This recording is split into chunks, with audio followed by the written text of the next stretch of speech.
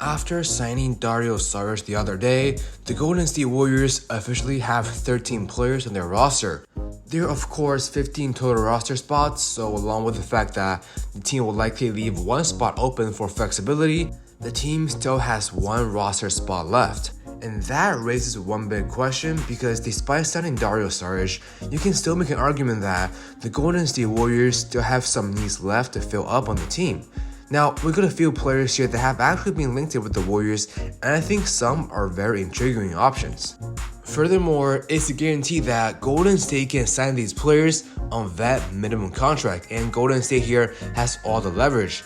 And honestly, this is huge, because all the Golden State Warriors can give is that minimum contract, and the fact that we can still have players that want to join the roster on that kind of contract is truly valuable for a team that want to contend. So in today's video, let's explore the best available free agents that have been linked with the Warriors that the team can sign with that minimum contract after the Dario Saric signing. And without further ado, let's roll the intro. Hi. I'm on my match in the dark. I'm on my match in the dark. I'm on my match in the dark. I'm on my match in the dark. I'm on my match. Yo, what's up guys, Jason's here, back with another video. If you're the first time watching, I mostly cover news and reports of the Golden State Warriors, but we also occasionally make content for every other team in the league. So if you want the latest basketball news and rumors on your feed, all you gotta do is to leave a like and subscribe so that you won't miss any of a future upload. Now, before we go deep into our content, let's first take a look at the Warriors' current roster to see what are some possible needs. Looking at the point guard position, the Warriors are perfectly fine with Steph Curry, Chris Paul, Gary Payton II, and Corey Joseph. At the starting guard position, the Warriors are fine with Klay Thompson, Moses Moody, and this year's first round pick Brandon Podziemski. At the small forward positions, we got Andrew Wiggins and Jonathan Kuminga. And at the power forward position, we of course have Draymond Green and Trayce Jackson-Davis, or second round pick. And then at the center positions, the Warriors currently have Kevon Looney and Dario Saric.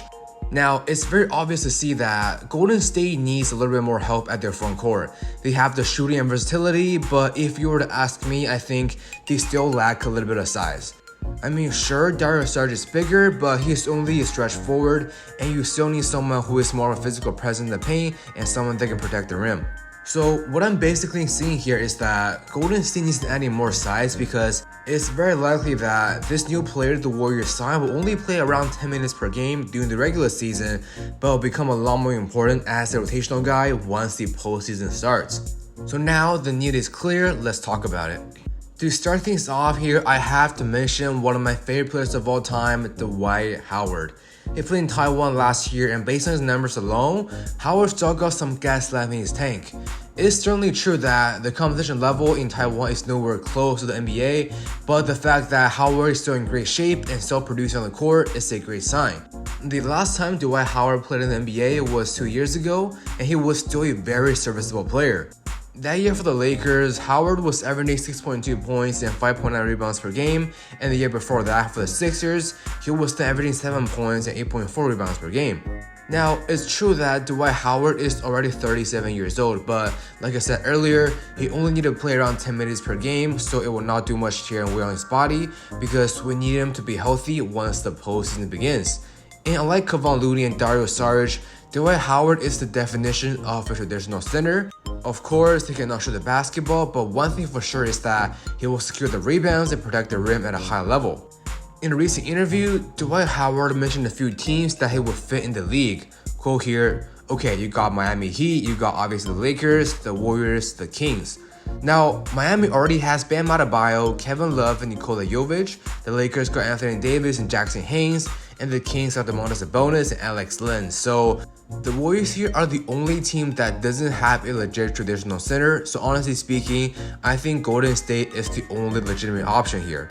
And when asked about what role he'll play for a team in the NBA, Dwight Howard had this to say here, quote, I know that there's at least 15 to 20 teams that I could play for, and I know there's teams that got great starting centers, but I know I could be a great backup center. I know I can provide a team with 25 minutes of dominant basketball, and that's not even scoring. That's just playing defense, locking people up, protecting the paint, rebounding, and finishing around the basket. I've had my fun in the league, I just want to go out like a champ like I'm supposed to.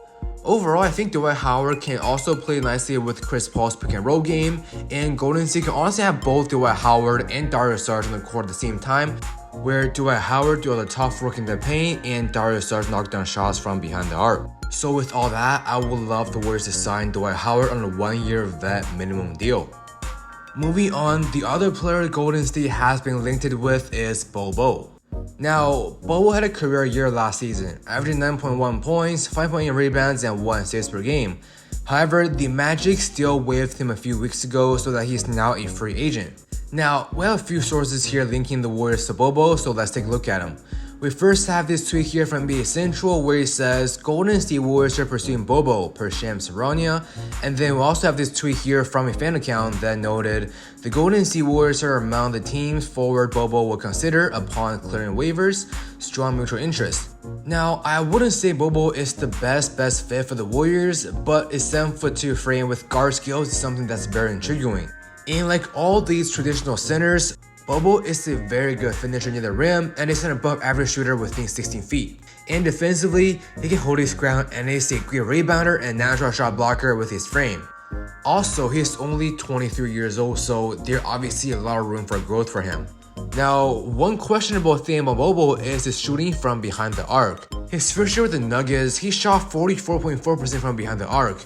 You can argue that he only played 7 games with 12.4 minutes per game, so the number is a bit off. But then the second year, he played a total of 32 games, but only 5 minutes per game, and he shot 37.5% from behind the arc.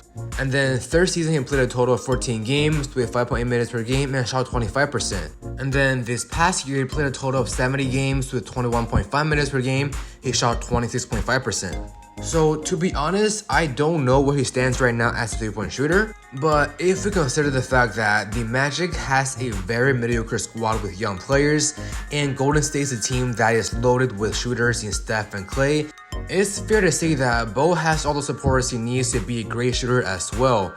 And unlike the current Warrior center Kevon Looney or Dwight Howard as mentioned above, Bo has the much better touch from behind the arc, and I think that's still a questionable mark, but something that has a lot of potential.